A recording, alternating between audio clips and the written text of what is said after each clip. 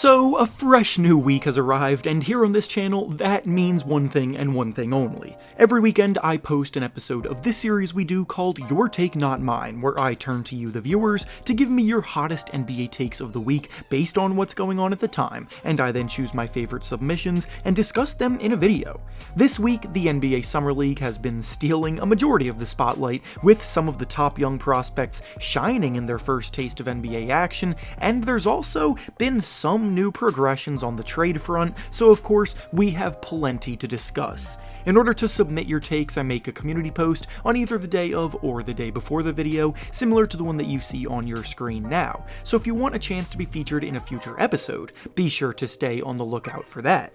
Before we start though, it turns out a good amount of you watching aren't even subscribed to the channel, so if you enjoy the content, consider hitting the subscribe button, as not only does it help out a ton, but I also very much appreciate it. Now with that being said, let's begin. The first take we'll be discussing today comes to us from Ryan, and he says that the Clippers will regret trading for James Harden if they actually pull it off. The free agency period this year started off with a bang, as not only were the top players available signing new contracts quickly, but we also saw two pretty significant trade requests go down back to back, with Damian Lillard and James Harden. We all thought that the summer was about to see a crazy shakeup, with moves going down within a few days. But now we're about 2 weeks removed from these initial reports, and there still doesn't seem to be any progress made with either situation. The James Harden situation differs pretty substantially from Lillard's situation though, because Harden could have been a free agent this summer, but actually chose not to. He had a player option in his contract for next year that he could have opted out of, but he actually chose to opt into it, hoping to explore the trade market instead of the free agency market, with the Clippers as the primary destination that he had in his sights to be traded to. Another difference between Lillard and Harden that I cannot understate enough is the fact that there simply was a much smaller market for Harden right now than there is for Lillard. The reality of the situation is that James Harden likely assumed that he was going to be offered a max contract by a team like the Houston Rockets in free agency, who all season long were rumored to want to bring him back. Then the team hired Ime Udoka as their new head coach, and their interest immediately shifted away from Harden, leaving Harden with no other suitors throwing big money offers his way.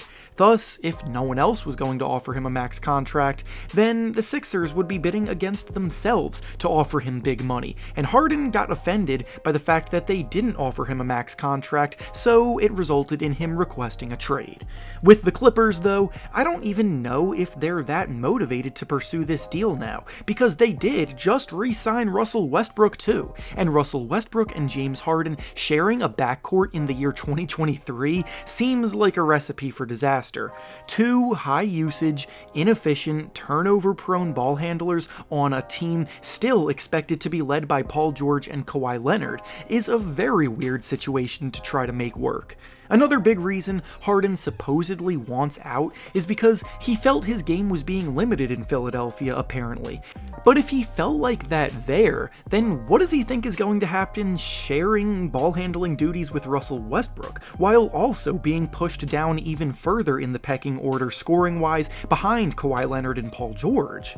This kind of a move would have made more sense if the Clippers didn't bring Westbrook back, but because they did, I agree that this may not be something that the Clippers should be pursuing that aggressively. The next take we'll be discussing today comes to us from Logan, and he says that Victor Wembanyama's shooting is incredibly overrated because his numbers are actually pretty bad. Okay, so the NBA world got their first glimpse of Wembanyama in a Spurs uniform during Summer League, where he got his feet wet taking part in 2 Summer League games, and admittedly, his first outing was a bit rough. He struggled mightily shooting the ball, going 2 of 13 from the field, including missing the first 5 3-pointers that he shot, and when you get hyped up to the level that he has been, then it obviously came with a bit of clowning from fans on social media.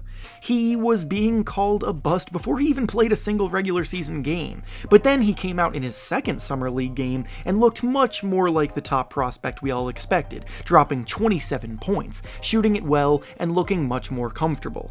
Needless to say, Summer League is always something that you should take with a grain of salt, not overreacting to the highs or the lows that come from it.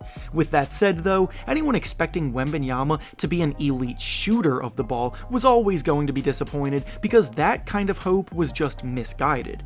It's why when I made my video a couple weeks ago about the player comparisons that I had for the top prospect, I shied away from the Kristaps Porzingis and Kevin Durant comparisons for him, and instead went with Anthony Davis. Like Davis, Wembanyama's appeal comes as a big man with good handles and feel for the game. He's a tall and skinny player with good touch around the basket, and a promising shooting stroke, but not necessarily an elite perimeter jumper. And then, also like Davis, a lot of Wembanyama's appeal comes as a defensive talent.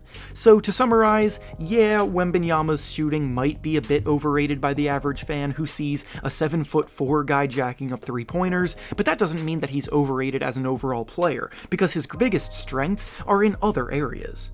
And finally, the last take we'll be discussing today comes to us from Unnamed, and he says that Dillon Brooks will justify the contract that he just signed by playing elite defense and making first-team all-defense in Houston.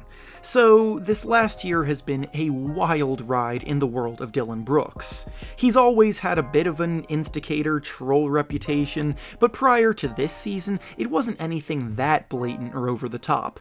He also has been objectively good in prior years, as he averaged about 18 points per game 2 seasons ago and was the team's second leading scorer that year, when they were also the 2 seed that season. So while everyone likes to act like he's a total scrub, he obviously does provide some value.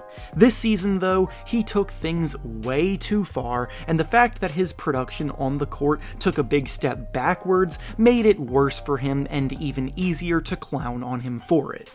He would say blatantly disrespectful things in his press conferences. He went out of his way to call LeBron James old, saying that he doesn't respect him right before their playoff series, and then LeBron went out and cooked him in that series, eliminating them, only for Brooks to duck post-game press conferences after shooting an abysmal 31% from the field and 23% from 3 in that series.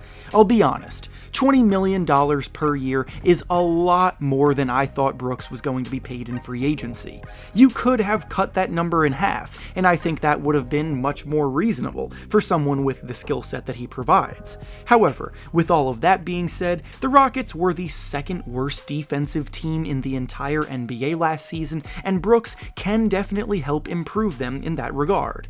He will need to tone down the antics on and off the court, but he's someone who isn't afraid of guarding any perimeter player, and he does a good job pestering them and making their life difficult. He did make second team all defense this year, so he obviously isn't all talk, but he's got a long way to go to prove it to the people. And with that being said, that's all I have for you today. Make sure to like the video, subscribe to the channel, and comment down below what you think about the takes we discussed. Thanks for watching, and I'll see you all next time.